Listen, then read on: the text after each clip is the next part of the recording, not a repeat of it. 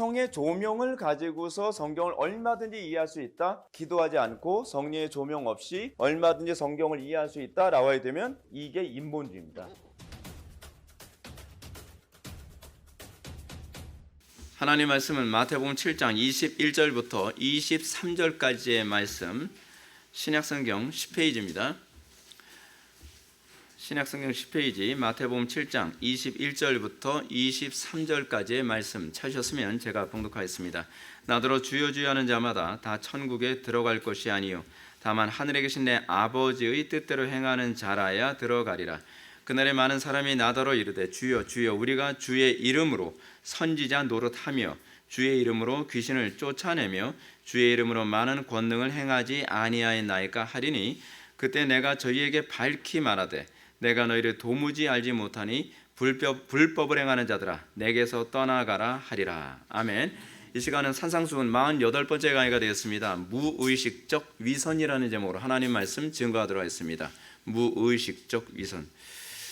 지난 시간에 우리는 같은 본문을 가지고 설교를 했었습니다. 우리가 지난 본문에서 우리가 좀 충격적이었던 것이 뭐냐면 난 당연히 거듭났고 난 당연히 구원받은 사람이 아니겠는가라고 생각하는 그런 사람들 중에서 상당수의 사람들이 하나님의 심판대 앞에 섰을 때에 내가 너를 모른다라고 하는 선고를 듣게 될 것이라는 사실을 우리는 접하게 되었습니다. 우리는 너무 우리 자신을 신뢰하는 경향이 있습니다. 그리고 우리는 너무 낙관적인 경향성이 있습니다. 인간의 타락한 본성이 가져다주는 다양한 철학적 사조가 있는데요. 그 사조 중에 하나가 무엇이냐면 낙관주의입니다. 낙관주의. 심각하고 진지하게 생각해야 될 문제에 관해서 심각하게 고민하지 않습니다. 아니, 고민하려고 하지 않고 아예 외면해버립니다. 그래서 어떤 사람이 자기의 삶의 문제, 자기 인생의 문제, 자기의 영혼의 문제에 관해서 고민하도록 질문을 던지면 그걸 굉장히 고통스러워합니다. 우리는 잊기를 원합니다. 사실 우리 삶 속에 나타나는 수많은 고민스러운 문제, 엄청난 스트레스를 가져다주는 그 문제에 대해서 우리는 술이나 그렇지 않으면 약물이나 그렇지 않으면 세속적인 유흥을 통해서 잊으려고 할 문제가 아니라 그 문제와 정면으로 싸워야 되는 정직성이 필요합니다. 근데 우리는 정직하지가 않습니다. 자꾸 현실을 외면하려 합니다. 그러면서 문제를 더 크게 확대시키고 있습니다. 인생을 살아가는 데서 정말 지혜로운 것은요, 자기의 삶의 문제에 대해서 정직하게 대면을 하고 그리고 자기가 인정해야 될 부분은 인정하면서 자신의 인생의 문제를 다시 점검해 가는 것, 그리고 새롭게 처음부터 다시 시작할 줄 아는 태도가 상당히 필요합니다. 어저께 이제 청년들 대상으로 이제 프란시스 쉐이퍼의 생애에 관해서 살펴보았는데 제가 쉐퍼를 굉장히 좋아하는 면모 중에 하나가 뭐냐면 쉐퍼는 자기 영혼의 문제에 대해서 심각하게 고민할 줄 아는 사람이었다는 사실입니다. 그는 이제 청소년기 때서부터도 자기 영혼의 문제에 대해서 심각하게 고민했고 예수님을 영접한 이후에도 끊임없이 자신의 실존의 문제, 자신의 신앙의 문제에 대해서 심각하게 고민했던 사람이었죠. 근데 셰퍼가 그의 사역의 중간쯤에 그가 자기 영혼의 문제에 대해서 다시 한번 고민하기 시작을 했습니다. 그가 고민했던 것 중에 고민한 것이 두 가지였는데 첫 번째 고민은 왜 기독교가 진리를 가지고 있다고 하면서도 뜨겁지 않은가, 왜 냉랭한가, 왜 차가운가에 관한 질문이었습니다. 그 문제에 관해서 심각하게 고민을 했고 두 번째 고민은 무엇이냐 하면 나는 왜 처음 예수를 믿을 때 그 뜨거움과 열정이 나타나지 않는가, 나에게 무엇이 문제인가, 나는 과연 제대로 영접한 것이 맞는가라는 것에 대한 실존적 질문을 던집니다. 그리고 그 질문과 씨름하는 가운데에 아주 굉장히 힘들게 씨름을 하는 가운데에 그가 다시 성령의 충만함을 입고 다시 그 기도실의 문을 열고 나오는 그런 장면이 나오거든요. 우리에게는 사실은 그런 시간이 필요합니다. 그리고 우리는 끊임없이 우리 자신에 속지 않기 위해서 그리고 우리가 과연 바르게 신앙생활하고 있는가에 관해서 질문해 볼 필요성이 있습니다. 제가 지난 시간에 여러분한테 말씀드렸던 아주 가장 핵심적인 부분은 그것입니다. 여러분들에게 신앙이 있는가 없는가, 여러분들이 하나님의 심판대 앞에 섰을 때 하나님께서는 과연 여러분들에게 어떤 질문을 던질 것인가에 관한 문제인데 그 문제는 내 속에 그리스도가 있느냐 없느냐에 관한 문제입니다. 여러분들이 얼마나 도덕적으로 살았느냐, 여러분들이 얼마나 교회 봉사를 많이 했느냐, 여러분들이 얼마나 헌금을 많이 했느냐, 그거는 주님께서 던질 질문이 아니십니다. 주님께서 여러분들의 출석부 들고서 출석 미달이다라고 학점을 때리듯이 그런 식으로 여러분들의 구원의 문제를 다루진 않으실 것입니다. 주님께서 여러분들에게 관심을 갖는 것은 우리 속에서 나타난 그 의가 그리스도의 의였는지, 우리 속에서 세상에서 소금과 빛의 역할을 감당한다고 했는데 그것이 그리스도를 통한 빛과 소금의 역할이었는지를 물으실 거라는 사실입니다. 주님의 관심은 우리 속에 그리스도께서 거하시느냐에 관한 질문입니다. 사도 바울이 얘기했던 것처럼 고린도전서 3장 5절인가요? 그 말씀 보게 되면 그런 말씀 있잖아요. 그리스도께서 너희 안에 계신 줄을 너희가 알지 못하느냐? 그렇지 않으면 버리운 자리라. 우리는 우리 속에 그리스도께서 거하시는지를 알 수 있어야 합니다. 이런 차에서 우리가 살펴보아야 하는 것은 의식적으로 남에게 보이게 한 외식이 아니라 무의식적인 외식에 관한 부분에 대해서 우리는 오늘 좀 살펴보려고 합니다. 이 문제가 굉장히 중요합니다. 왜냐하면 제가 예배 전에도 여러분들한테 말씀드렸던 것처럼 여러분들은 내가 이 땅에서 어떻게 도덕적으로 살 것인가에 관한 문제가 아니라 내 속에 그 도덕적인 삶에 대한 욕구가 있는가, 그 그리스도의 욕구가 있는가에 관해서 질문을 던져야 한다는 사실입니다. 많은 사람들이 하나님의 영광 위에서 산다고 하는데 그것이 기쁨이 아니라 노동이고 그것이 자발성이 아니라 강압적인 결과로 나오는 경우가 얼마나 많은가 하는 것입니다. 예수를 믿고 난 이후에 우리의 거룩함과 도덕성은 의무나 책임에 의한 것이 아니라 우리 속에 그리스도께서 거하시기 때문에 나오는 자발적인 행동입니다. 능동적인 행동입니다. 그것이 우리 속에 그리스도께서 거하고 계신가에 대한 질문에 대한 답이죠. 그것이 우리에게는 무의식적으로 작용을 합니다. 반면에 우리의 죄악됨과 우리의 완악함, 이기심은 또는 우리의 위선됨은 또한 무의식적으로 아주 교묘하게 작용을 합니다. 그래서 많은 사람들이 내가 위선적이라는 것을 잘 인식을 못합니다. 제가 이제 이런 얘기를 하면 여러분들은 이렇게 질문을 하게 됩니다. 목사님, 뭐 예수 믿는 거 단순한 거 아닌가요? 예수 믿고 구원받으면 되는 문제인데 뭐 이렇게 복잡하게 얘기하십니까? 그렇죠. 예수 믿고 구원받는 건 맞습니다. 복음 진리 자체는 심플합니다. 굉장히 단순합니다. 그런데 왜 이렇게 복잡한가? 그것은 우리의 마음이 거짓되기 때문에 그렇습니다. 만물보다 거짓되고 심히 부패한 것이 사람의 마음이죠. 여러분, 원래 율법이란 것 자체는요 굉장히 심플합니다. 딱 10가지예요. 10가지. 율법이 10가지인데 왜 율법 이외에 세부사항이 그토록 많은가? 사람들이 그 율법을 피해가기 위해서 잔머리를 얼마나 많이 굴리는지 몰라요. 여러분들, 우리나라도 법 조항이 굉장히 복잡하지 않나요? 법 조항이 왜 복잡합니까? 범죄 사례가 너무 많기 때문에 그렇습니다. 법망을 피해가기 위해서 이렇게 저렇게 계속적으로 교활하게 머리를 써요. 그게 인간의 죄성의 특징이거든요.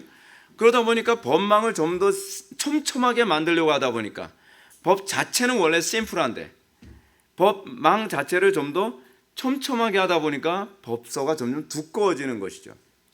복음 자체가 그렇습니다. 복음은 단순합니다. 근데 문제는 뭐냐면 복음에 대해서 우리의 위선적인 마음이 요리조리 피해가려고 하고 거짓을 자꾸 합리화시키려고 하는 그런 태도 때문에 복음이 점점 더 정교하게 선포될 수밖에 없다는 사실입니다. 복음은 그렇습니다. 사탄은 끊임없이 우리를 지옥으로 데려가기 위해서 우리에게 다양한 방식으로 우리를 정당화시키려고 애를 씁니다. 그리고 심히 부패한 우리의 본성조차도 설교를 들을 때 그렇습니다. 저 목사 저렇게 얘기하지만 사실은 구원받은 거 맞아. 저 목사나 저렇게 얘기하지 대부분 다 그냥 영접기도 하면 다 천국 다 간다 그러잖아. 뭐 요즘에 대부분 다 저렇게 얘기하는데 왜 김 목사만 저렇게 별뚝스럽게 얘기하나? 뭐 맞는 소리도 하는데 저런 것까지 고지고 들여다 받을 필요는 없어. 그런 식으로 많은 사람들을 지옥에 가게 만드는 것이 우리의 거짓된 이 부패한 마음과 사탄의 속임수입니다. 근데 이 설수가 요즘만에 있었던 일이 아니라요.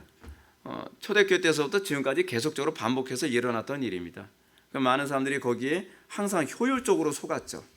그리고 사람들은 많은 사람들이 넓은 길 그리고 쉬운 길을 택해서 갔습니다.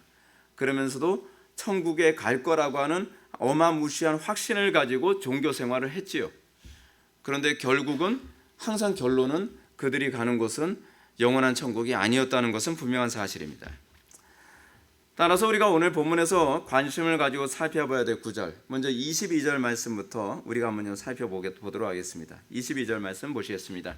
그날에 많은 사람이 나더러 이르되 주여 주여 우리가 주의 이름으로 선지자 노릇하며 주의 이름으로 귀신을 쫓아내며 주의 이름으로 많은 권능을 행하지 아니하였나이까 하리니.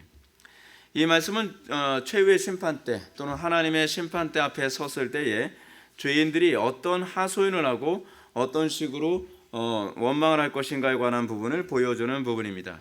근데 이 사람들의 특징이 어떤 특징을 가지고 있다는 겁니까? 이 세상에 살 때 바른 정통교리를 신봉하고 이단 신봉한 거 아닙니다. 정통교리를 신봉하고 열심을 가지고 있으며 그리고 헌신했고 많은 사람들 앞에서 탁월한 신자라는 평가를 듣던 사람입니다.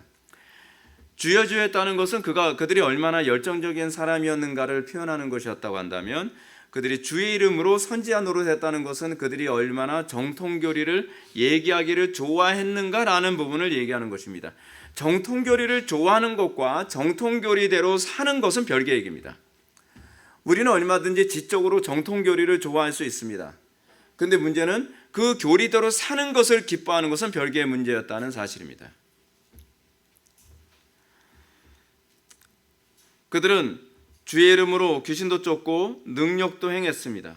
그들은 복음의 대변인처럼 역할했을 뿐만 아니라 그들은 그들의 삶 속에서 수많은 은사적인 능력도 나타났습니다. 주의 이름으로 귀신도 쫓고 주의 이름으로 많은 권능도 행하지 않았습니까? 내가 그래도 다 주님의 능력을 한 것 아닌가요? 라고 하소연하고 있는 것입니다. 그들은 자신들이 구원에서 제외될 것이라고 하는 어떤 의심도 하지 않았습니다. 이 정도면 나 같은 사람 아니면 누가 구원을 받겠어? 라는 생각을 했던 사람입니다.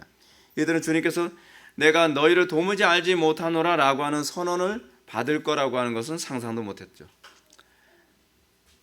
그러나 하나님의 공의를 볼 때에 그들은 결코 하나님의 심판을 피할 수 없음이 판명됐습니다. 왜냐하면 그들에게는 그리스도가 없었기 때문에 그렇습니다. 핵심은 그겁니다. 여러분들 편협되게 생각됩니까? 왜 그리스도의 있고 없음이 중요한가요? 우리가 얼마나 도덕적으로 살았냐가 더 중요한 것 아닌가요? 그러나 우리의 도덕성은 누더기밖에 안 됩니다. 하나님의 나라는 죄가 없는 사람이 들어가는 곳이지 남들보다 좀 더 도덕적이거나 남들보다 좀 더 종교적인 사람이 들어가는 곳이 아닙니다. 우리의 죄가 말끔히 씻어지는 방식은 오로지 그리스도의 피를 통해서만 가능하지, 예수 그리스도를 믿음을 통해서만 가능한 것이지 내 의와 내 도덕성을 가지고 갈 곳은 하나님의 심판밖에는 없습니다.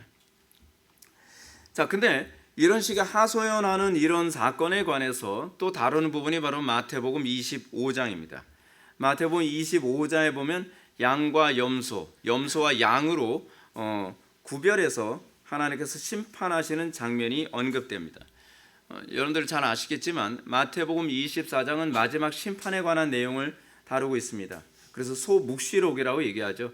마지막 때에 어떤 식으로 역사가 전개될 것이고 많은 사람들이 죄악에 빠지게 될 것이며 주님의 재림 때 많은 사람들이 어떻게 하나님의 그 은혜로부터 유기될 것인가에 관한 얘기가 24장에 나오는 얘기고, 25장에 들어가서 그들을 심판하시는 근거를 세 가지로 언급을 하죠. 그렇죠?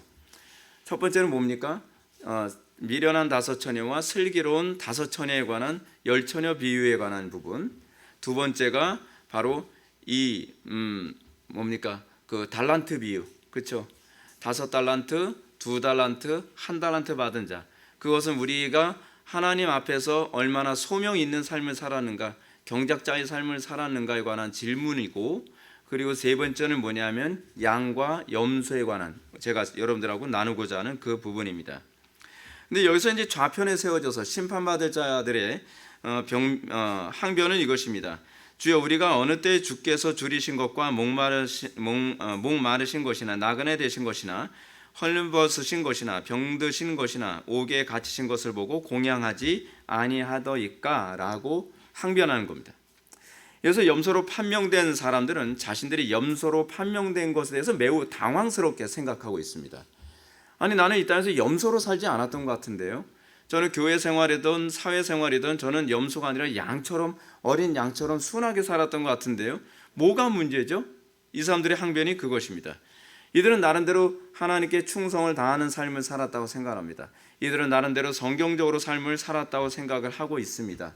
그러므로 그들이 주여 우리가 어느 때에 주의 줄이신 것이나 목마른 것이나 나그네 되신 것이나 헐벗으신 것이나 병드신 것이나 옥에 갇히신 것을 보고 공양하지 아니하더이까라고 항변하는 것이죠. 근데 이들의 반문은 정당합니다. 어떻게 보면 정당해 보여요. 왜냐하면 그들은 누가 보더라도 하나님께 충성과 헌신을 다하며 사는 것처럼 보였기 때문에 그렇습니다. 중요한 것은 우리의 안목이 아니라는 것이죠. 중요한 것은 하나님께서 어떻게 보시느냐에 관한 문제. 왜냐하면 심판하시는 분은 하나님이시지 사람이 아닙니다. 근데 우리가 이 땅 살아가면서 누가 여러분들을 심판할 것처럼 보입니까? 사람이죠. 사람입니다. 예수님 당시에서도 범죄하면 누가 심판을 했습니까? 바리새인들이나 사두개인들이나 율법사들이 심판을 했죠. 그래서 사람들이 보는 안목에, 사람들이 보는 그 비판의 수위에 내 도덕성을 맞추려고 애를 쓰죠. 내 종교적인 신앙의 수준을 맞추려고 애를 쓴다는 사실입니다. 근데 문제는 무엇이냐면 하나님은 그런 안목으로 보시지 않는다는 겁니다. 우리가 복음서에서 예수님이 하나의 사건에 대해서 해석하는 부분을 보면 얼마나 종교 지도자들과 예수님의 안목이 이렇게 다른가라는 걸 굉장히 많이 느낍니다. 종교 지도자들은 가늠하다 현장에 붙잡힌 여자를 돌로 때려 죽여야 된다고 하는, 그리고 그것이 다수의 분위기였습니다. 그러나 예수님은 그렇게 보시지 않습니다. 예수님의 심판 기준은 그렇지 않다는 겁니다. 이것이 우리가 이 땅을 살아가면서 항상 조심하고 항상 우리가 하나님 말씀 앞에서 진지한 태도를 견져야 되는 이유가 바로 여기에 있습니다. 이들이 어떻게 했든 간에 그들이 나름대로 정말 열심히 종교 생활하고 열심히 도덕적으로 살았다고 하지만 그들에게 내려진 최후의 선고는 저주 받은 자들아 나를 떠나 마귀와 그 사자들을 위하여 예비된 영원한 불에 들어가라라는 선고라는 사실입니다. 근데 문제는 이 선고가 떨어지면 돌이킬 수 없다는 겁니다. 제가 여러분들에게 여러분들의 마음을 불편하게 해가면서까지도 제가 거칠게 설교할 때가 있는 이유가 뭐냐면 여러분들에겐 기회는 한 번밖에 없기 때문에 그렇습니다. 여러분들은 제가 얼마나 애간장 타는 마음으로 설교를 하고 있는지 잘 모를 겁니다. 여러분들은 편안한 마음으로 설교를 듣고 때로는 졸아가면서 설교를 듣지만 그것이 여러분들이 이 땅에서 한 것에 대한 후회할 만한 조건이 될 거라고 생각한다면, 그리고 하나님의 심판대 앞에서 내가 지옥에 들어가기 전에 그 부분을 후회하게 된다고 한다면 어떻게 할 것입니까? 우리에겐 재수가 없습니다. 삼수가 없습니다. 우리는 이 땅에서 내가 하나님과의 관계를 어떻게 살았는가를 통해서 나의 영혼의 문제가 결정되어집니다. 그래서 저는 좀 진지합니다. 농담을 할 수가 없고 그리고 부드럽게 얘기할 수가 없습니다.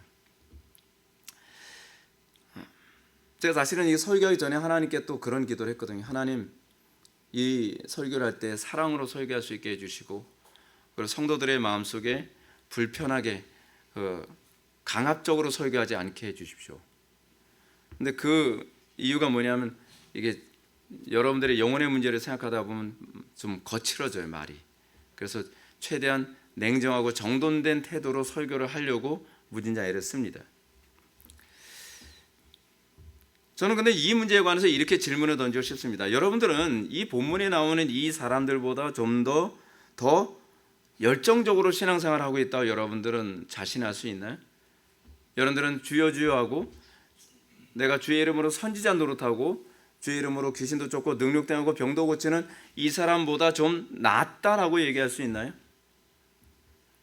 적어도 이 사람들의 이 하소연은 우리들의 열정적인 생활을 더 넘어선다는 겁니다.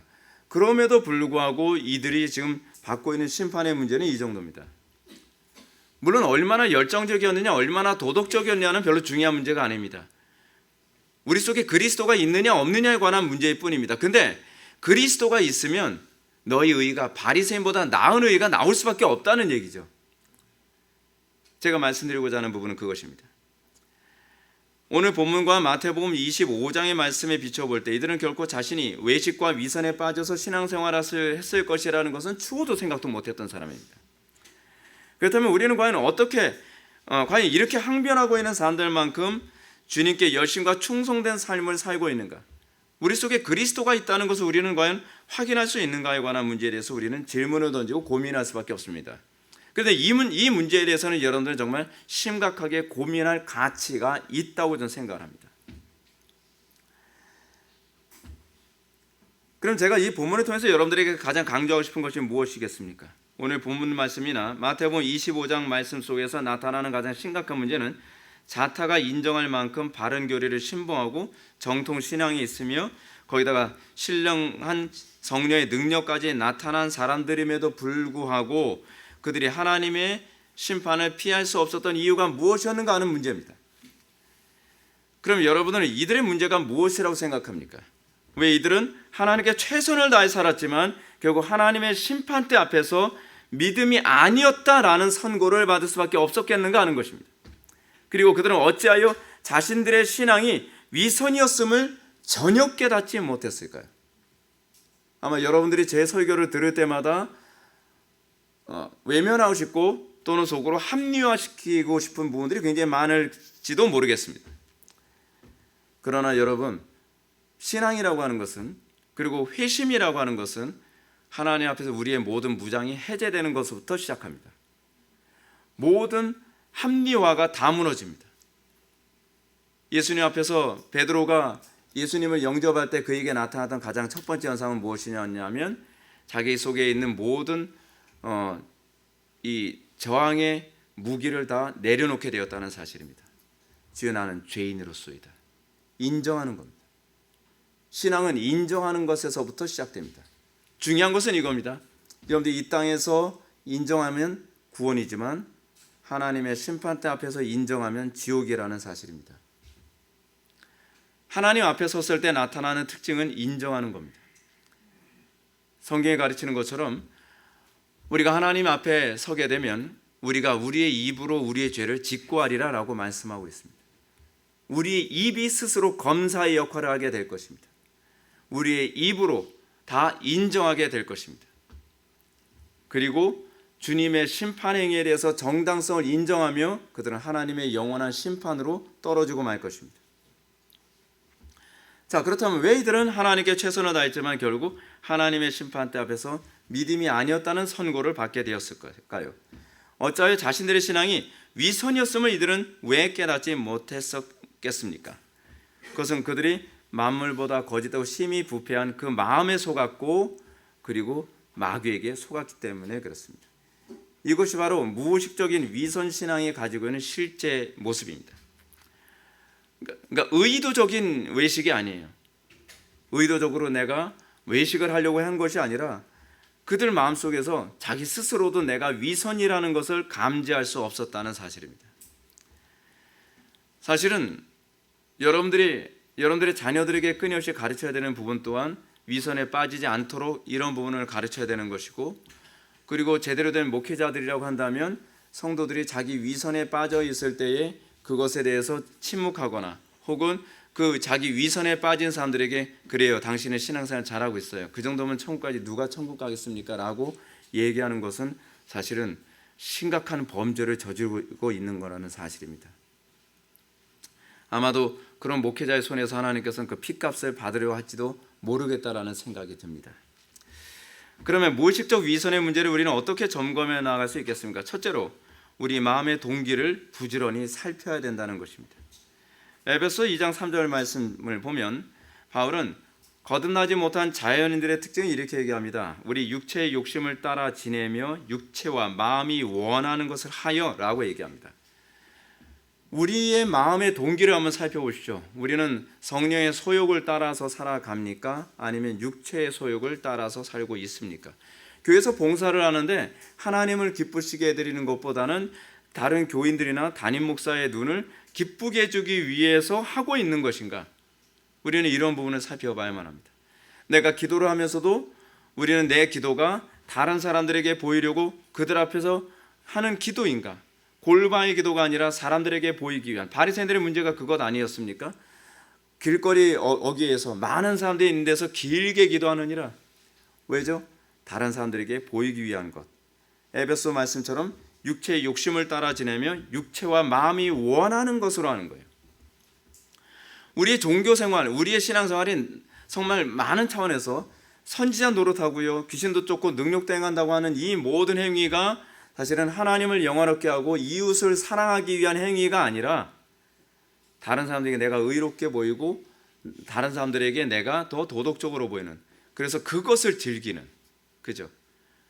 그래서 그런 교인들이 많이 있잖아요. 교회에서 굉장히 헌신을 많이 하는데, 헌신을 하는 이유가 뭐냐면 목사님이 나를 알아주는 것 때문에. 그러지 마세요. 제가 심판대 앞에서 같이 앉아 있지 않습니다. 성부, 성자, 성령, 목사가 아니에요. 네. 심판하신 분은 삼위일체 하나님이세요. 근데 왜 목사의 눈을 즐겁게 하기 위해서 봉사하고 헌신하려고 합니까? 그건 아니죠. 그건 아니란 말이에요. 우리의 많은 부분이 동기가 하나님을 영화롭게 하는 게 있지 않다고 한다면 그것은 틀림없이 위선임에 틀림없습니다. 그래서 위선자의 특징이 무엇입니까? 사람이 안 보는 데서는 굉장히 태도가 달라집니다. 그렇죠? 사람들이 보는 데서는 굉장히 열심히 있고 충성되고 그러는 것 같은데, 사람들이 보지 않는 곳에서는 불법을 행하고 그리고 게으르고 나태하고 자기의 본 모습이 그대로 나타나는 것이죠. 그들은 결코 하나님 사랑과 이웃 사랑에 의해서 출발하지 않습니다. 하나님을 사랑하기 때문에 하는 것인가, 또 이웃을 사랑하기 때문에 하는 것인가, 여기에 우리가 들어가지 못한다고 한다면 좀 심각한 문제가 아닌가 생각이 듭니다. 사도 바울은 디모데후서 3장 7절에 경계하는 한 여자에 대해서 얘기합니다. 그 여자는 항상 배우나 마침내 진리의 지식에 이를 수 없는 여자라고 합니다. 이 여자들의 문제가 무엇이냐면, 바른 정통교리의 가르침을 항상 배우지만 결코 진리에 이르는 데에는 관심이 없다는 사실입니다. 진리를 배우는 이유는 즐기기 위해서가 아닙니다. 에피큐리안이라고 들어보셨죠? 쾌락주의자라고 해요, 사람들. 그 에피큐리안들이 소위 쾌락주의자라고 얘기하는 게 뭐냐면, 육체적인 쾌락을 얘기하는 것이 아니라 정서적인 쾌락 또는 지적인 쾌락. 근데 여러분, 지적인 쾌락이 사실은 육체적인 쾌락을 더 능가하는 부분이 굉장히 많이 있습니다. 왜냐하면 지적인 쾌락은요, 육체적 쾌락보다 좀 길게 가거든요. 그렇기 때문에 좀 지적인 사람들이 지적인 쾌락을 추구하는데 굉장히 몰두를 많이 합니다. 근데 문제가 뭐냐면, 이것도 사실은 엄밀한 의미에서 육체의 욕심을 따라서 하는 거죠. 그 지적인 쾌락 때문에 진리를 추구하는 거예요. 근데 문제는 뭐냐면, 자기가 그 진리대로 사는 데는 관심이 없다는 거예요. 진리대로 살려면 어떻게 해야 됩니까? 그리스도를 영접하는 것밖에 없습니다. 그리스도께서 진리이시기 때문에. 그래서 그리스도께서 뭐라고 말씀하십니까? 진리를 할지니 진리가 너희를 자유롭게 하리라. 우리는 결코 억압적으로 진리를 따라 살지 않습니다. 의무적으로 억지로 우리는 진리를 따라 살지 않습니다. 그리스도께서 우리 안에 거하시면 우리는 진리를 따라 살아가는 것이 즐겁기 때문입니다. 그런데 이 여자들은 그렇지 않습니다. 그 여자들의 특징을 바울은 이렇게 나열합니다. 자기를 사랑하며 돈을 사랑하며 자랑하며 교만하며 비방하며 부모를 거역하며 감사하지 아니하며 거룩하지 아니하며 무정하며 원통함을 풀지 아니하며 모함하며 절제하지 못하며 사나우며 선한 것을 좋아하지 아니하며 배신하며 조급하며 자만하며 쾌락 사랑하기를 하나님 사랑하는 것보다 더하며 경건의 모양은 있으나 경건의 능력은 부인하는 자라는 사실입니다. 항상 배우지만 이런 부분들이 전혀 개선되질 않습니다. 이런 부분에 대한 개혁이 일어나지 않습니다. 바뀌지 않습니다. 이것을 버리고자 하는 의지는 없습니다. 근데 거기다가 진리라고 하는 지식을 하나 더 담가 놓는 즐거움으로 살아간다는 사실입니다. 어떤 면에서 에피큐리안이죠. 이렇게 바울이 열거한 내용들을 가만히 살펴보면 바울이 지적한 이 여자들은 항상 진리의 지식을 배우는데 열심을 품은 사람임에도 불구하고 진리 자체대로 살아가는 데는 관심이 없는 사람이라는 것을 알 수 있습니다. 셰퍼의 책을 보게 되면 거기서 제가 굉장히 흥미롭게 만나는 두 사람이 있는데, 한 사람은 프란시스 셰이퍼고 또 한 사람은 한스 로크마커입니다. 근데 이 사람들은 진리에 대해서 목말랐고 진리에 대해서 너무 고민한 가운데에 성경을 접하게 됐고 그 안에서 이 그리스도를 만남으로 정말 행복해하는 모습을 보게 됩니다. 그리고 그 진리대로 살아가는 것에 몸부림치기 시작을 합니다. 그것이 그리스도인입니다. 그리스도인은 옳은 얘기를 하는 사람들이 아니라 옳은 삶을 살기 위해 옳은 지식을 찾는 사람들입니다. 근데 우리는 옳은 지식을 찾지만 옳게 사는 데는 관심이 없는, 항상 배우나 진리에 이르지 않는 그런 사람들이 교회 안에 바글바글합니다. 아무리 가르치는데 삶 속에 개혁은 나타나지 않습니다. 그리고 개혁하지 않는 이유를 너무나 정당화하는데 노련해져 갑니다. 시간이 가면서 점점 노련해져 갑니다. 아무리 날카롭게 교리와 진리를 통해서 우리의 영혼의 문제에 대해서 얘기해도 그건 이러이러하니까 난 어쩔 수 없어. 내가 돈을 사랑하지만 그렇게 사랑하는 건 아니지. 내 자신을 사랑하지만 그렇게 사랑하는 건 아니야. 교만하지. 난 교만한 걸 인정합니다, 주님. 그래서 나 마음이 낮아졌어요. 근데 교만을 뿌리 뽑고 싶은 마음은 없어요. 이게 항상 배우나 진리에 이르지 못하는 그런 여자 아닌가요? 이게 오늘날 한국 교회의 모습입니다. 기독교인들이 과거에 전체 인구의 4분의 1이었다고 얘기합니다. 지금은 그렇지 않죠.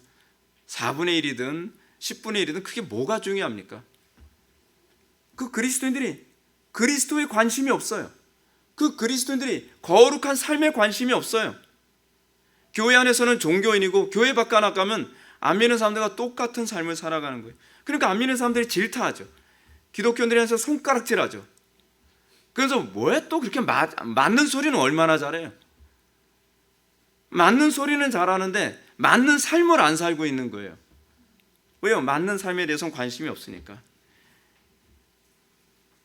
교리에 대한, 성경에 대한 지식은 많이 배우지만 정작 삶 속에서는 육체의 욕심을 따라 지내며 육체와 마음이 원하는 대로 살아갑니다. 여기서 어떻게 자연인들, 안 믿는 사람들과 믿는 사람의 차별됨이 있을 수 있겠습니까? 많은 사람들이 이런 문제 때문에 하나님의 심판대 앞에 섰을 때 너는 염소로 규정된다 라는 그런 선언을 받게 되는 것이죠. 우리는 이런 부분이 무의식적인 부분에 빠져 있어서 내가 그렇게 살아가는지조차도 잘 모르죠. 그래서 조명이 필요한 겁니다. 설교를 통해서 자기 자신을 뒤돌아보게 만들고, 아, 내가 그런 삶을 살았구나라고 하는 걸 의식화하는 거죠. 의식하고 난 다음에는 이 죄와 싸워야 됩니다. 신앙생활이라는 게 뭐죠? 죄와 싸우는 삶 아닌가요? 근데 제가 여러분한테 말씀드렸잖아요. 죄와 싸우지 않으면 누구하고 싸운다고요? 죄인들하고 싸워요. 오늘날 교회가 문제가 무엇입니까? 죄인들끼리 싸워요. 교회는 죄인들의 모임이거든요. 여러분들이 예수 믿었다고 해서 다 천사가 되질 않아요. 그런데 교회 안에서 다툼이 최소화되는 방법이 무엇이냐면 내 속에는 죄와 싸울 때 다툼이 최소화됩니다. 그런데 내 속에 있는 이 불경건함과 이기심과 육체와 마음이 원하는 대로 살아가려고 하는 내 태도를 죽일 생각을 안 하니까 다른 사람들의 모습이 마음에 안 드는 거죠. 왜냐하면 보십시오. 다른 사람이 욕심을 따라 살고 육체와 마음이 원하는 대로 살면 나를 굉장히 불편하게 만들거든요. 그렇잖아요. 그러면 교회 안에서 끊임없이 다툼이 그치질 않는 거죠. 죄인들하고 싸우는 겁니다. 죄인들하고 싸우는 원인은 내가 죄하고 싸우지 않기 때문에 그렇습니다. 그래서 경건의 능력을 의지하기보다는 맨날 결단한다고 하는데 달라지는 건 없습니다. 제가 말씀드리죠. 우리는 결단해서 거룩해질 수 있는 존재가 아닙니다. 우리는 은혜가 필요할 뿐입니다.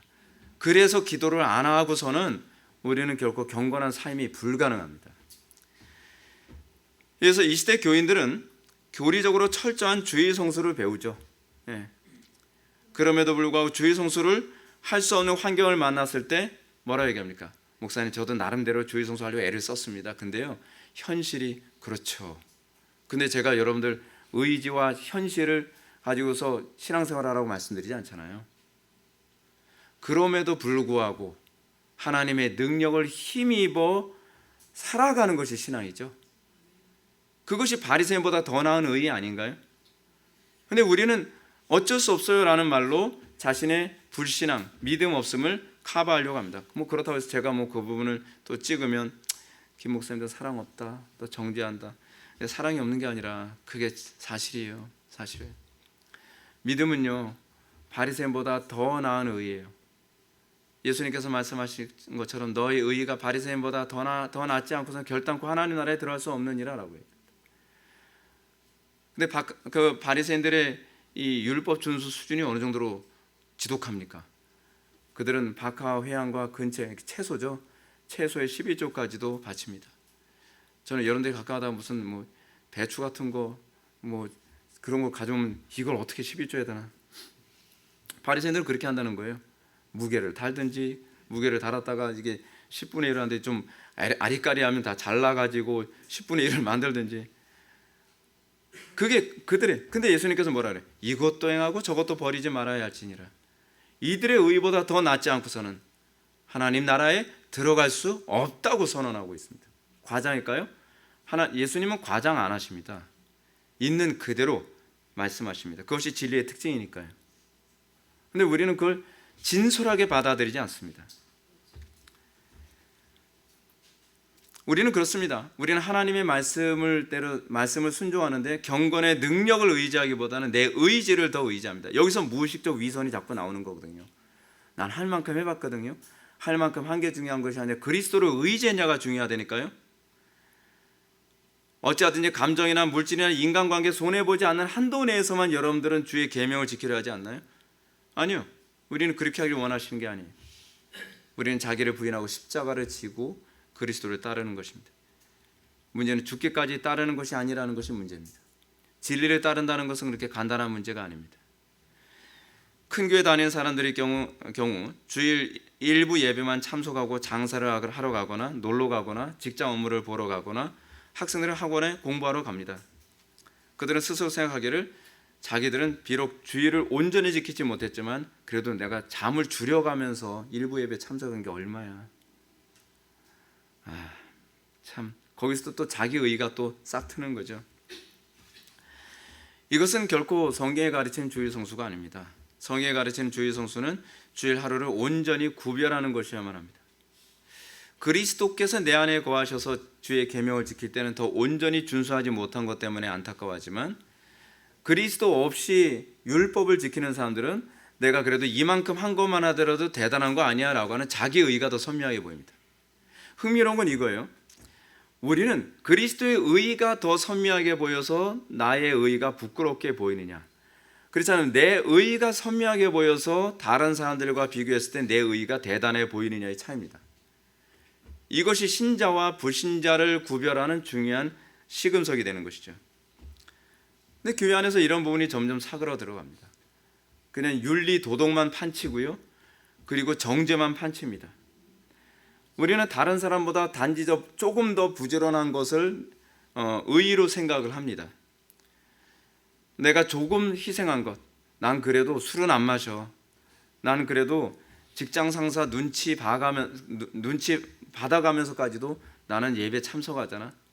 근데 그게 중요한 게 아니니까요. 뭐가 중요한 거죠? 내가 그리스도의 의의 앞에서 내가 얼마나 부끄러운가를 볼 수 있는 수준이거든요. 그걸 신앙이라 그래요. 대단한 게 아니라 그게 신앙이에요. 근데 더 심각한 것은 목회자들입니다. 이 시대 목회자들은 시대의 조류를 탓하면서 경건의 능력으로 시대를 거슬러 올라갈 생각을 하지 않습니다. 이번에도 우리가 이 코로나 사태 때 대면 예배다 비대면 예배다 했을 때 나타났던 특징이 무엇입니까? 환경을 거슬러 올라가려고 하는 태도가 아니라 이 상황에서 살아남는 방법이 무엇이냐예요. 여러분, 기독교는요, 살아남는 걸 생각하는 사람이 아니라 어떻게 해야 잘 죽을 수 있는가를 고민하는 사람들이에요. 다음 주가 부활주일이잖아요. 부활주일의 정신이 무엇입니까? 우리는 말씀 때문에 죽고 주님께서 우리를 살려주심을 소망하는 거거든요. 근데 죽을 생각을 안 해요. 십자가를 질 생각을 하지 않는단 말이에요. 근데 이것이 자기에게 몸에 배어 있다 보니까 교인들에게도 그렇게 신앙생활을 하도록 만드는 거죠. 목사님, 제가 신앙생활가 이렇게 어려워. 그러면 우리 교회에서 다 배려해 드릴게요. 요번에 약간 먼 곳으로 갔기 때문에 그러면 우리 교회에서 버스 운행해 드릴게요. 극복하라고 가르치는 것이 아니라, 믿음으로 그것을 극복하기 위해서 몸부림치고 기도하라고 하는 것이 아니라, 그 사람들이 믿음이 없어도 종교 생활할 수 있는 여건을 계속 마련해 주려고 무진자의를 쓰고 있는 것입니다. 오늘날 기독교인들은요, 자기가 믿음을 지키기 위해서는 믿음이 필요하지 않습니다. 교회에 배려만 있으면 됩니다. 그죠?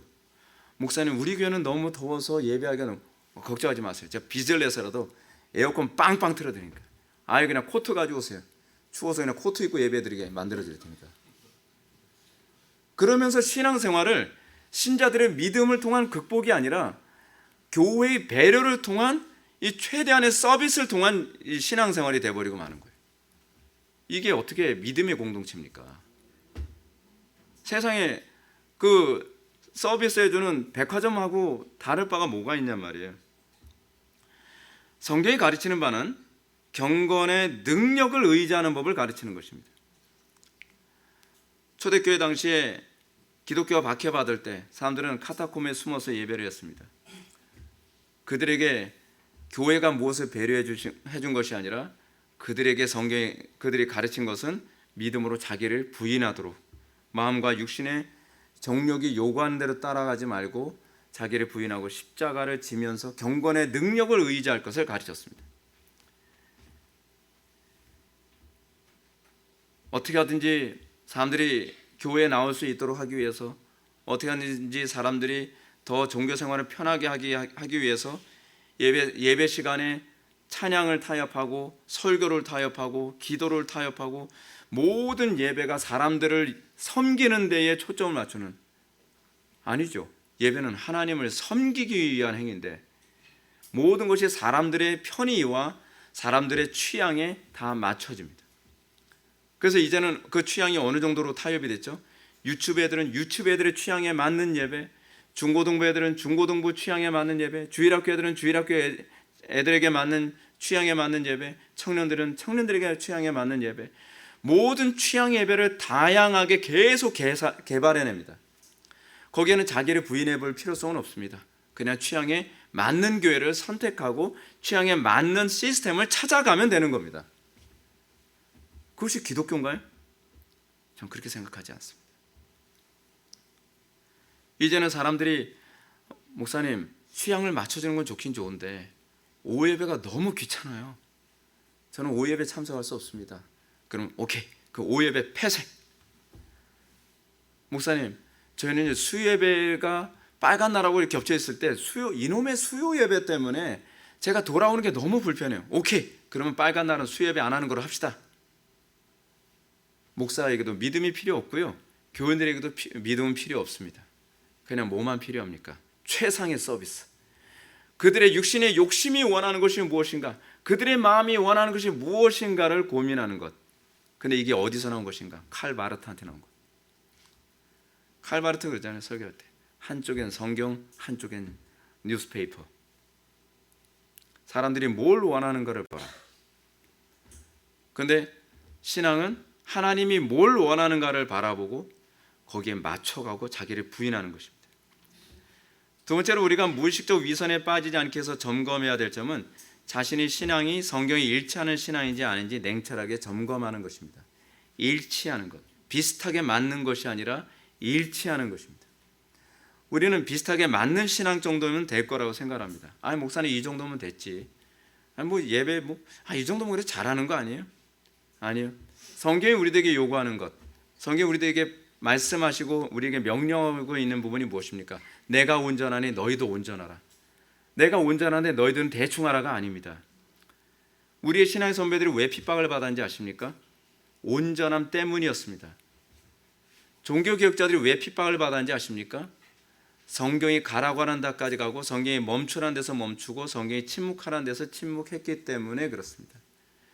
그들이 조금만 적절하게 타협을 했다면 그들은 결국 핍박당하지 않습니다. 교회에서 안에서 핍박을 받은 사람들은요, 예수를 믿기 때문이 아니라 예수를 바르게 믿기 때문에 핍박을 받았던 사람들이었습니다. 만약에 파라오가 모세에게 너무 멀리 가지 마라, 내 멀리 가지 않은 상태에서 예배는 할게요, 그렇다고 한다면 예배는 하지만 모세는 핍박받을 이유는 없었을 것입니다. 모세가 핍박을 받은 이유는 뭐냐면 너무 멀리 가지 마라. 그래도 우리는 하나님께서 명령하신 곳에 가서 예배해야 됩니다. 재물은 가져가지 마라 해도 하나님께서 재물을 요구하셨기 때문에 우리는 재물을 가지고 예배해야 됩니다. 아이들은 데리고 가지 마라 해도 아이들도 하나님께서 예배하기를 원하시기 때문에 아이들을 데리고 가야 됩니다. 여자들은 두고 가라. 여자들도 데리고 가야 되기 때문에 가야 됩니다 라고 하는 것 때문에 핍박의 연속이었습니다. 우리가 무의식적 위선인가 아닌가를 보는 중요한 부분이 이겁니다. 우리는 하나님의 말씀을 정확하게 바르게 믿으려고 하는 것인가 아니면 하나님의 말씀을 대충 믿으라는가 하는 그 부분입니다. 오늘날 거짓된 설교자들이 여러분들의 마음을 편안하게 해주는 거 그거 아닌가요? 여러분들의 양심은 김 목사 때문에 불편합니다. 그런데 어느 날 어떤 목사가 그런 얘기합니다. 그렇게까지 할 필요는 없어요. 하나님은 자비가 많으시고 사랑이 많으시고 하나님은 융통성이 많으신 분이시라서 여러분들이 뭐 그 정도만 해도 받아주십니다. 그것을 요한계시록에서는 여자 이세벨이라고 가르칩니다. 여자 이세벨. 요한계시록 강의 들으신 분들은 기억하시겠지만 여자 이세벨이 했던 것이 무엇입니까? 그 당시에 이 고린도 지역 같은 데는 길드라는 게 있었거든요. 노동조합. 근데 노동조합에 들어가려면 그 신전 창기들하고 몸을 섞어 써야 됐어요. 근데 신전 창기들과 몸 섞는 것 때문에 그리스도인들이 너무 고민을 하는 거예요. 근데 그렇다고 해서 노동조합에 들어가지 못하면 입에 풀칠을 못하니까 이것 때문에 너무 고민하는데 여자 이세벨이라고 하는 것은 거짓 선지자를 지칭하는 표현이거든요. 근데 그 사람이 그렇게 얘기하는 겁니다. 걱정하지 마. 하나님은 다 아셔. 마음은 하나님께 있잖아. 하나님은 중심을 보신다니까. 그러니까 신전 창기와 몸을 섞더라도 마음만 뺏기지 않으면 돼. 이거 복음이네. 복음. 그러면서 많은 사람들이 그렇게 해서 타협을 하고 망가지게 되는 거예요. 여러분 근데 죄를 짓는 가운데서 여러분 마음이 하나님께로 가겠습니까? 말이 안 되는 소리죠. 그래서 요한계시록에서 이 경고하는 부분이 그런 것처럼 오늘날 많은 사람들이 여러분들에게 존경받고 유명한 사람들이 자신을 광명의 천사로 가장해서 이런 식으로 적당하게 온전한 순종이 아니라 적당한 핍박받지 않는 수준으로 고난받지 않은 수준으로 여러분들 신앙생활하도록 독려했을 때 얼마나 좋습니까? 복음처럼 들리지 않나요? 근데 이것이 바로 사탄이 우리를 거짓되고 부패한 마음을 미혹하는 방식이라니까요. 그러므로 우리는 정확하게 하나님의 말씀에 부합하는 삶을 살고자 애를 쓰고 있는가에 관해서 고민하셔야 됩니다. 이에 대해서 몇 가지 구체적인 예를 또 들어보겠습니다. 예수님께서는 누가복음 12장 51절의 말씀을 통해서 말씀하시기를 내가 세상에 화평을 주러 온 줄로 생각하느냐? 내가 너에게로 오노니 아니라 도리어 분쟁하게 하려 함이로라. 예수님께서 오신 것은 사람들하고 편안하게 그냥 조화롭게 사는 데 있지 않습니다. 구별되게 분쟁하며 살아가는 데 있습니다. 계속해서 말씀하시기를 아버지가 아들과 아들이 아버지와 어머니가 딸과 딸이 어머니와 시어머니가 며느리와 며느리가 시어머니와 분쟁하리라. 그 분쟁하는 이유가 뭐예요? 못 돼서요? 아니요. 그리스도 때문에. 진리 때문에. 우리의 신앙의 초기 기독교인들은 우리 대한민국 기독교인들은 그것 때문에 시어머니한테 굉장히 핍박도 많이 받고 또 주일학교 가는 것 때문에 부모님한테 성경도 찢기고 고통을 얼마나 많이 당했는지 모릅니다. 그 가운데서 경건의 능력이 나타났던 거거든요.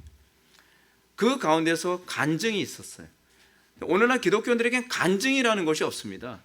왜냐하면 적당히 타협하니까요. 초자연적인 하나님의 능력의 개입을 기대하지 않아요. 그건 신앙이 아니죠. 그게 바로 무의식적 위선의 특징입니다.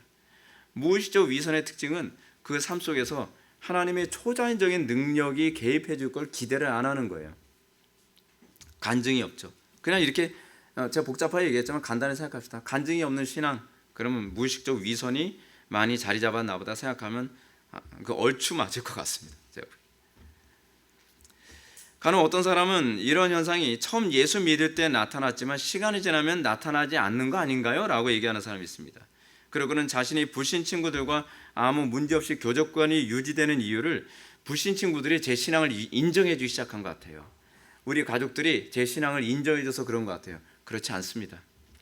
분쟁케 되고 다툼이 생기고 어려움이 생기는 이유는 이해해주고 배려해주는 문제 때문이 아니라 영적으로 다름 때문입니다. 그냥 본질적인 다름이에요. 본질적인 다름. 존재 방식의 차이. 여러분, 존재 방식 자체가 다르면요, 이렇게 서로 배려가 안 됩니다. 마치 물과 기름처럼 말이에요. 그리스도인이 이 땅에서 고난이 지속될 수밖에 없는 이유는 뭐냐면 물과 기름과 같은 존재 방식의 차이 때문에 그렇습니다. 그렇기 때문에 예수님은 이렇게 말씀하시죠. 세상이 너희를 미워하면 너희보다 나를 미워한 줄 알라. 그러니까 왜 세상이 우리와 충돌이 일어나고 분쟁이 일어나는가? 그것은 우리 때문이 아니라 우리 속에 거하시는 예수를 미워하기 때문에 그렇습니다. 하나님을 미워하는 것이 우리에게 나타나는 방식이에요. 또 다른 예를 한번 들어보겠습니다. 예수님은 우리에게 누구든지 나를 따라오려거든 자기를 부인하고 자기의 십자가를 지고 나를 따를 것이니라고 가르치셨습니다. 이런 주님의 가르침은 어느 시대든지 예수를 믿는 정상적인 신자들은 반드시 좁은 길을 걷게 될 것이라는 것이죠. 이것은 선택의 문제가 아닙니다. 참된 성도, 예수를 믿는 사람들에게는 나타날 수밖에 없는 증상입니다. 근데 어떤 교인이 열정적으로 예수를 믿지만 예수님이나 사도들 그리고 교회사에 나오는 성도들과 동일한 유형의 고난과 핍박이 없다면 그들은 자기 신앙이 위선이 아닌가 생각해야만 합니다. 바울이 말한 것처럼 우리가 믿음에 있는지 혹 버리운 자인지 한번 점검해 봐야만 합니다. 교회사를 보거나 성경을 보면 참된 신앙인들은 반드시 세상에서 그들의 탁월한 도덕성은 인정받았습니다. 이성적으로도 탁월한 사고를 하는 사람, 합리적인 사고를 하는 사람이라는 것도 인정받았습니다. 근데 문제는 뭐냐면 그들이 그리스도를 따르기 때문에 미워한 것이었습니다. 프란시스 쉐이퍼가 칼바르트를 만나서 대화를 나눴습니다. 그리고 칼바르트와 서신을 교환받았습니다. 칼바르트가 좀 사람이 젠틀해요. 잘생겼고요. 말을 굉장히 잘합니다. 달변가예요. 근데 칼바르트가 쉐퍼를 만났는데 굉장히 싫어합니다. 서신을 주고받으면서. 그리고 코넬리우스 반티엘이 이제 쉐퍼의 스승인데 굉장히 싫어합니다. 가장 싫어합니다. 네, 가장 싫어요. 근데 칼바르트가 하는 얘기가 그거예요. 그래도 나를 가장 정확하게 이해하고 있는 것은 코넬리우스 반티엘이다라고 얘기해요. 칼바르트가 가장 싫어하는 사람인데 사실은 자기를 가장 정확하게 이해하고 있는 사람이 코넬리우스 반티엘이라는 거예요. 세상 사람들이 우리를 싫어하는 건 사실은 우리가 부도덕하다거나 그렇지 않으면 우리가 비합리적이라거나 우리가 그 사람들을 잘못 이해해서가 아니라 오히려 더 정확하게 이해하고 있기 때문에 우리를 미워하는 것이 오히려 더 정상적인 것입니다. 이런 예는 성경이나 교회사 안에 비일비재하게 수도 없이 나타납니다. 성경에서 찾아볼 수 있는 가장 대표적인 예는 예수님의 십자가 사건입니다. 예수님은 조금만 타협해도 십자가 안 져도 됐습니다. 그럼에도 불구하고 예수님은 아버지의 뜻을 온전히 이루어드리기 위해서 겟세마네 동산에서 아빠 아버지여 아버지께서는 모든 것이 가능하오니 이 잔을 내게서 옮겨주시옵소서. 그러나 나의 원대로 마옵시고 아버지의 원대로 하옵소서라고 기도하셨습니다. 무의식적 신앙과 무의식적 위선의 전형의 특징이 뭐냐면 이래서 자기가 무의식적으로 타협하고 있기 때문에 십자가가 나타나지 않는 겁니다. 그게 무엇인지를 한번 뒤돌아봐야 돼요. 교회 생활을 위선적으로 신앙생활하는데 익숙해진 교회에서 오래 신앙생활하다 보면 그것이 몸에 습관화돼 버립니다. 그게 잘 안 보여요. 안 보여요. 의식적으로 이제 돌아보고 점검해 봐야만 합니다. 여러분들 삶 속엔 과연 어떤가요? 여러분들 이런 증거가 나타나나요? 내가 십자가를 지고 그리스도를 따르며 그래서 우리가 세상과 분쟁케 되는, 그러나 세상 사람들이 우리의 죄악됨 때문에 우리의 불경건함과 우리의 부도덕함 때문에 우리를 미워하는 것이 아니라 오히려 우리 속에 그리스도께서 드러나는 것 때문에 세상 사람들이 우리를 미워하게 된다면 여러분들은 그리스도 안에 있음이 분명한 것을 믿으시기 바랍니다. 다 같이 기도하셨습니다. 사랑이 많으신 하나님, 우리가 오늘 시간 무의식적 위선이 우리 속에 어디에 있는가 다시 한번 뒤돌아보게 됩니다. 우리가 주님을 바르게 믿지 않고서는 결코 하나님 나라에 들어갈 수 없는 줄 압니다. 하나님의 나라에 들어감이 좁은 문인 줄 압니다. 그러므로 그 문을 통과하려면 우리는 그리스도가 있어야 됨을 고백합니다. 우리가 그리스도를 영접하게 하여 주시고 우리가 그리스도 안에서 거룩한 삶을 살아갈 수 있도록 믿음 허락하여 주옵소서. 예수님의 거룩하신 이름으로 기도하옵나이다.